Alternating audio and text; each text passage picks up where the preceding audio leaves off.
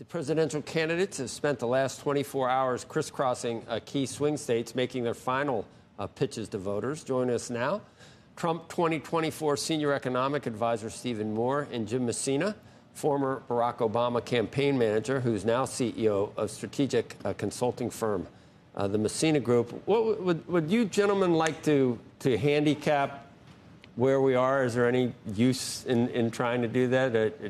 Does it matter what either of you think at this point? You might have some, or do you want to just talk about the economic plans? I'll leave it up to you. No, look, I think there's good news in the early numbers for both sides. I think what is true is this is the closest race I have seen since 2000.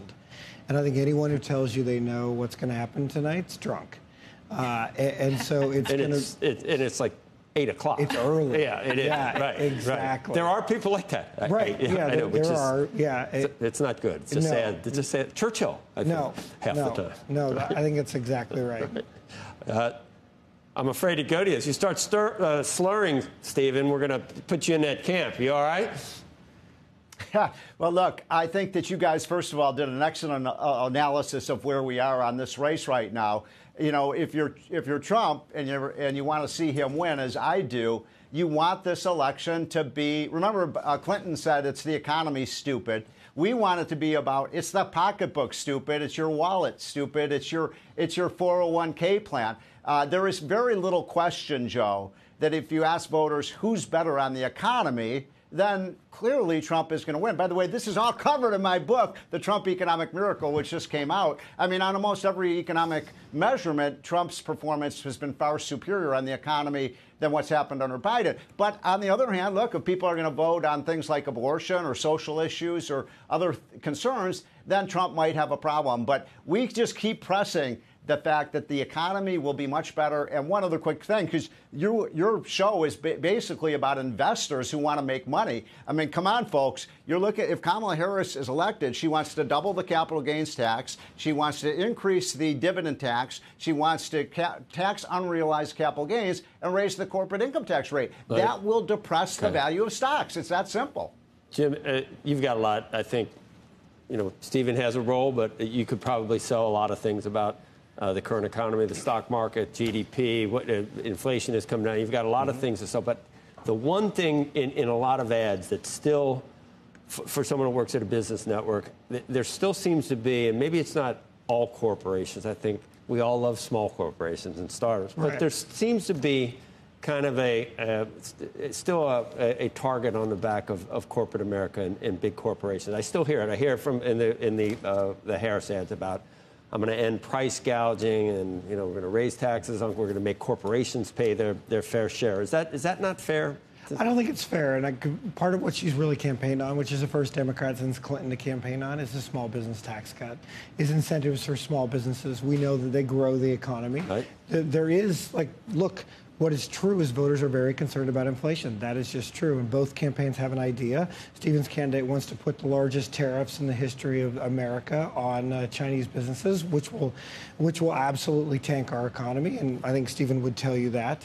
And so it's two very different views. But I think she's really laid out a very clear agenda for small businesses. I don't think you would tell me that, would you, Steve? Would you say that the tariffs are going to tank the economy? Maybe you would if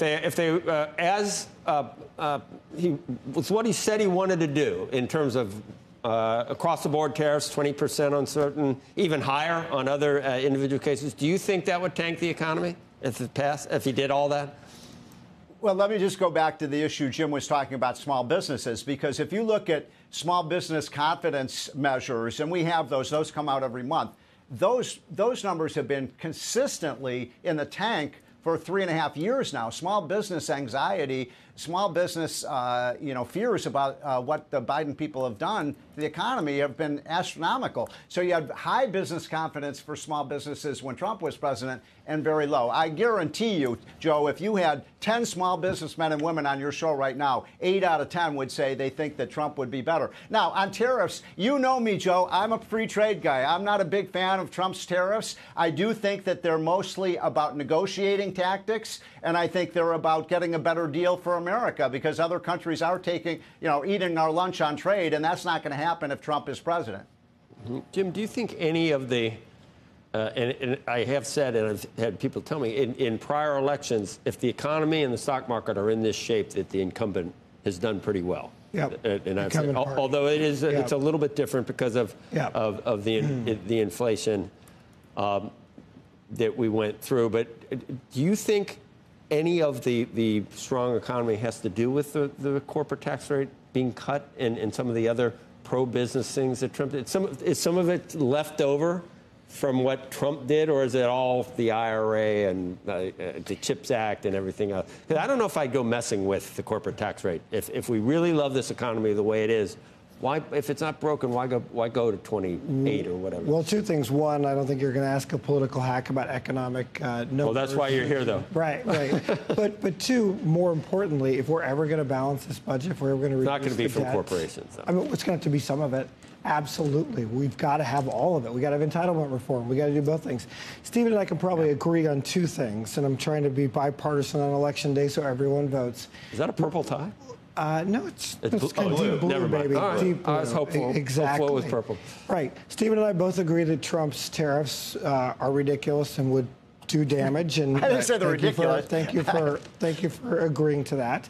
And two, what is even more important is that business has a real role to play in the next 96 hours. You laid this out this morning in your newsletter and other things. Business has to calm everyone down. We are likely not going to know who wins tonight, and it may be for a couple days.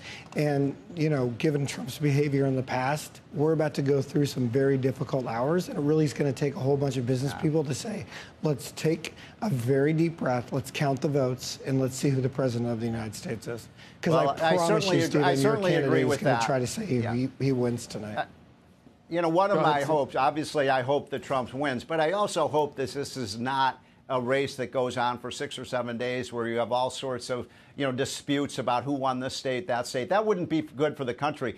You know, let me just make my closing argument, and that is that Democrats have won the White House now for 12 of the last 16 years. And people, every poll has shown, Joe, when it comes to how do you feel about the direction of the country and the economy, 2 out of 3 Americans say it's not going in the right direction. So if you like the direction of the economy, you should vote for Kamala Harris. If you think that things are off on the wrong track, as most people do, I think Trump's the guy. Yeah. I don't know if I blame that on the Democrats. I just blame everything on social media. Don't you think, Jim? I do think it's the biggest challenge of our time. Why are we so divided? Because we now get information just from one place and we don't get out. We were talking earlier, one network calls the two of us a Nazi, the other network says we're gods. Like, can we have a little bit of discourse in the middle? I think you guys try to do that every morning. I think small g. Right, God. No, big G gods? Oh, okay, wow. I'm undefeated in presidential races. Not bad. You want us to tell you you're so-so? Yeah, that would be good. Can I ask a question just because we were talking to Vivek Ramaswamy in the last hour, and one of the things he said was that the vice president, if she was elected, was going to tax unrealized gains. I have not seen her say, I've heard her, obviously the Biden administration say that was the case. She seemed to distance herself from that, but do we actually know the true answer? Of what her actual policy is. So she laid out a plan, and none of that was there. She's clearly walked away from that. I used to be the chief of staff to the Senate Tax Committee. It is a very bad idea. I now live in Silicon Valley. The place would riot if we do that. But her budget, the expectations of her. Is it still there, Steve? No. This is the problem, though, with Kamala Harris, though, because she's had all these positions she's taken. She was for reparations payments. Now she's not for that. She was for Medicare for all, getting rid of private insurance. Now she's not for it. She was for the Green Deal. Now she's not for it. President Trump was a Democrat. Well, will the real Kamala Harris please tell us who you are? Stephen, former President Trump was a Democrat who supported abortion. So at some point, there's nothing to say in this regard. Well, if we all don't I'm know what saying she is used that to believe and don't know what she currently believes, then then we don't know anything. Well, no, I think we do know what she believes in, but unfortunately, I think there's been so much misinformation that has been recast. I don't think I do not believe she believes in taxing unrealized gains, and I think that's clear. You don't think we know. You don't think we know enough. It's not in her plan. You don't think we know enough. You don't think she's done enough. She was in favor of a very clear plan. It's not in the plan. She did say she was in favor of the Biden tax plan. She said, I'm going to run on the Biden tax plan. And the second plank of that is tax unrealized capital gains. Now, I don't think it's probably going to happen, but it's in there. But, Stephen, you keep pretending that we're not going to do the tariffs thing. Like, you can't have it both ways. Like, you can't say, oh, he doesn't really mean that. It's a negotiation tactic. When he lays it out, and that's exactly what he did. Both campaigns have done it. We've talked about that again and again and again. Exactly right. I think if Trump wins, we're going to have very stiff tariffs on China. I think that's something about 70% of Americans would favor because they have predatory practices. But I don't think you're going to see big tariffs on our allies. But I do think we're going to really be tough with our enemies.